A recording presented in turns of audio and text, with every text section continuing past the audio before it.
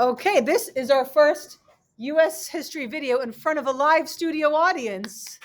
Yay! And we're here to learn a very brief history of the Mexican War. So normally this would be story time. I have some really good stories to share with you in the future, but this is just some of the basic nuts and bolts to give you a framework of how those stories fit in. And I'll give you a few extra tidbits today of things that you might find interesting. So before we start, I at least wanted to show a picture of this man. This is Antonio Lopez de Santa Anna. And Santa Anna is probably the name you would recognize. He was famous in Mexico even before this Mexican American War. President, general, defeated the Texan rebels at the Alamo. Um, Unfortunately for Texans, also killed about 400 prisoners after a battle there. But he also had an active role in the Mexican American War, which we can learn later, but I wanted to mention his name first. So let's just talk about some of the very basics of the war. And some of this basic information is taken right from the National Constitution Center, which you guys have been learning from the past few months.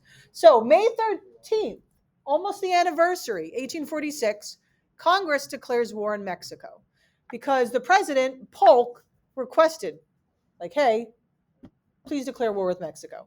And then you see it ended just over 2 years later with the peace treaty. Now, here's the focus. There's a lot of different factors that contributed to the war, but the crux of it here is that Texas was an independent republic.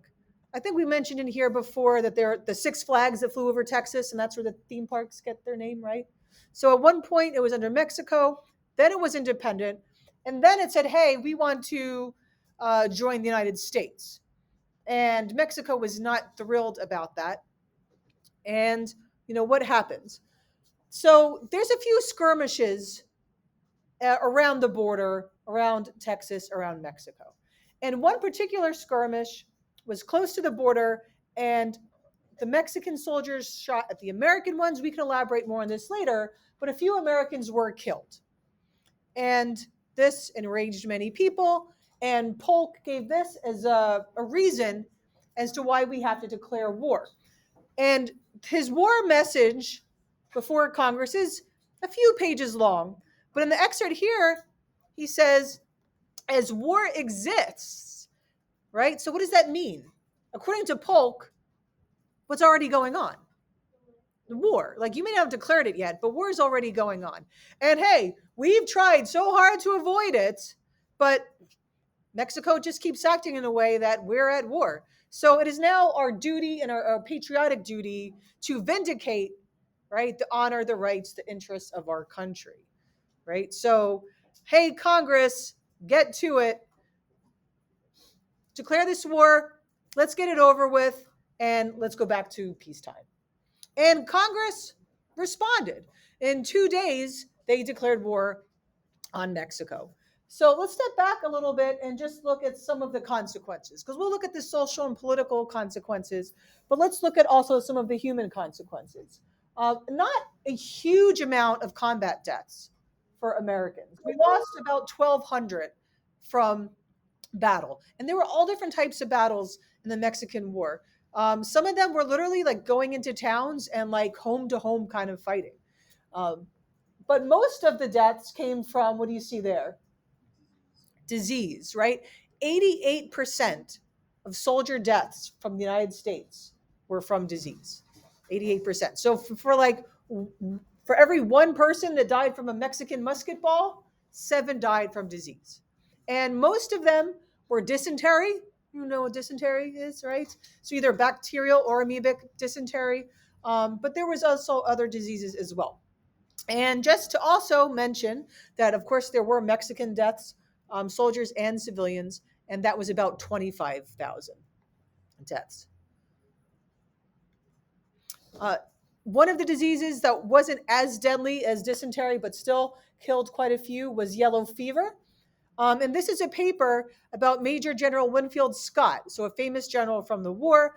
And it's about how you would try so hard to plan your strategies for battle, both the Army and the Navy, but yet you had to deal with, but at what point will people start getting sick? At what point will they get dysentery? At what point will they get yellow fever?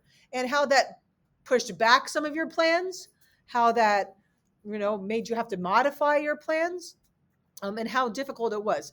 It says in Mexico they called this la vomito. So what do you think that means? Right. So it says here some of the symptoms: headaches, fever, chills, vomiting. The skin looked yellow because your liver was damaged. Broken blood vessels made like blue and black spots on your skin. So yeah, pretty nasty. Uh, Another issue were even just bugs and things like that. Another big accomplishment for America was this was the first time we had a successful amphibious landing. So we talked about like fighting the pirates in North Africa under the days of Jefferson, but this is the first time like we we sent in the Navy, we landed ashore, and when they went to go to Veracruz, check out these numbers. In 5 hours, 10,000 soldiers landed. No casualties, right? The Navy had some artillery bombing over. They got no problem. But within hours, they're dealing with sand fleas, right? So it's all different types of things. General, well, he became general. He wasn't yet Lee. Remember Robert E. Lee, who was in the Mexican War also? He tried to solve sand fleas by covering himself with pork grease. Yeah. Apparently it didn't even work. So imagine doing that and smelling like pork and grease, and it doesn't even work. But I want to also show you how when it went before Congress and Congress had to vote, are we going to agree to fight this war or to not? Not everyone agreed. And we all know Abe Lincoln, but in 1847, he was not president. He was a congressman in the House. And he was not so sure that Polk wasn't just looking for an excuse to fight this war. He says, "Oh, Americans died on American soil? Show me the spot where the blood fell. Where were they killed? Are you sure this was American? Are you sure they didn't cross over into their territory and get shot at?" And this is known as the spot resolutions, right? That like, hey, if we're going to make these big claims here, let's make sure we can support them. So this is just an excerpt. It's of course much longer as well. So Lincoln and others thought maybe there's more to the war, maybe there's more to the cause than, oh, a few of our people. And unfortunately, I mean, it's not good that they were killed, but were there really other reasons? So a big component to why Polk wanted this war was because of manifest destiny. They wanted to acquire Texas, California, Oregon, and other territories, and this would help make that happen. And the big idea is that we're spreading democracy across the continent, right? From ocean to ocean. And that this was, God's like direction, that they wanted us to do this, right? This is, so this, from this paper here, more than any other president in our history, Polk pursued manifest destiny, right? To express the conviction that Providence had foreordained the U.S. to spread its Republican institutions, not party Republican, but think like democracy Republican institutions across North America. And if you read a lot, right, there's a few times he tried to get this war going beforehand. So there is a lot of evidence to support that, like one way or the other, he wanted this to happen. So could war have actually been avoided, right? Beforehand, the U.S. actually tried to outright buy Texas and Mexican California from Mexico. Like, hey, we'll give you some money. Can we have this land? And Mexico is like, this is a slap in the face. This is an insult. No, we're not going to just sell you our land. So Polk had to find other ways to get it. So you have those skirmishes. Mexico saw that Texas joining the U.S. was in itself an act of war, right? Like they just got their independence. Why are they now joining the U.S.? And Article 1, which is what branch of government? Legislative, right? So Congress is who can declare war. So under Article 1, Section 8, Congress was able to declare war. So here's a quick version of the war in itself. Most of the people fighting were volunteers. Um, and it ended with the Treaty of Guadalupe Hidalgo in 1848. So the war ended, and then the treaty was this was signed later. It was the first large scale success of a U.S. military force on foreign soil. Right? We talked about some small things, but this is the first big one. Mexico received about $18 million for all that land. So that was how they were compensated. So here's some of the lowdown. Look at all that land they acquired. That's a huge chunk of the United States, right? It set a new border between Texas and Mexico, so there really wasn't a buffer between the US and Mexico in that area now. And they ceded California, Nevada, Utah, New Mexico, most of Arizona and Colorado, parts of Oklahoma, Kansas, and Wyoming. So this really increased the size of the US, but it cut the size of Mexico in half. Right? Can you imagine if, like, all of a sudden we were at war and the US was half the size of it? Right? All the consequences for that. Another thing to think about is not just do we have that, hey, we have more land and we had people that died, but now think about what we learned about with the Missouri Compromise. What happens to this land and what happens concerning slavery? Is this going to be free territory or slave territory? And this just increased the tensions and the sectionalism. And it was just one more thing, right? One more domino falling on the way to the Civil War. Would the Civil War have happened without the Mexican War? Right? Likely, but this really pushed it in that direction.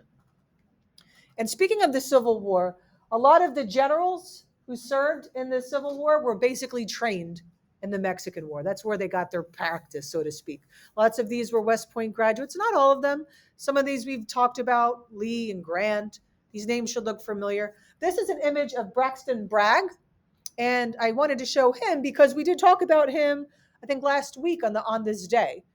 He was one of the generals present when it was the last time that the Confederacy had a cabinet met. Remember that? And if you remember, we also mentioned that just in a few weeks, in June, Fort Bragg, the Army base, is going to change to Fort Liberty. So I just wanted to show you some relevancy there. What else? This, I'm not going to elaborate on this, but this is an excerpt from an officer that just shows that they were reflective on just what are we doing here. Mexico used to be such this, this amazing country, and it had all these amazing things in civilization, columns of granite, right? And what sort of happened, and what are we doing here, and or is this good, is this bad, kind of thing. And Ulysses S. Grant, who was an officer in the Mexican War, we know he was a big deal in the Civil War, we'll talk about later, eventually became president. In 1885, he was dying of throat cancer. He was a big cigar smoker. And up in Saratoga Springs, New York, he spent the last months of his life with his family writing out his memoirs. And he wrote his memoirs so that they could be sold so that his family could make money. Because back in those days, just because you were done the presidency didn't mean you were having a good salary the rest of your life, right? So anyway, in those memoirs he wrote, generally the officers of the Army were indifferent whether the annexation of Texas was consummated or not. No one really cared, but not everyone. For myself, I was bitterly opposed to the measure, and to this day regard the war with Mexico, which resulted as one of the most unjust ever, waged by a stronger against a weaker nation. It was an instance of a republic following the bad examples of European monarchies, and not considering justice and their desire to acquire additional territory. So here we are, we fought this revolution, and we're acting just like the countries we wanted to break from, right? Being the bully, taking over land just because we can. So he thought it was unjust. He still did his duty. He didn't go AWOL and run away. He still commanded his troops, but he carried that with him, right? As he served not just the Civil War, but as he was president himself. And I just thought I'll just try to show some other things. These are sabers that were used in the war. The one on the left were saber from the U.S. Navy. These were first issued in 1841, but were used throughout the war. And the one on the right is a Mexican Army saber. And you can't really see it in those images. And it's in Spanish, but I don't know Spanish. So on one side, it says, do not draw me without a reason, right? You're not going to just go killing someone unless there's a good reason to. And then, do not sheath me without honor. So the same way you would put it back. I mean, I just wanted to end as well with this political cartoon. This is a pretty famous political cartoon. I think it covers it at the bottom, but it says, plucked the Mexican eagle before the war and the Mexican eagle after the war. So this might be something we look at again. If you look at the symbolism and what, how Mexico was before and then what happened as a result from not just the deaths, but the decrease in size, how it hurt their economy, and all sorts of things like that. So that is this in a nutshell. Let's see if I can stop it without problems. And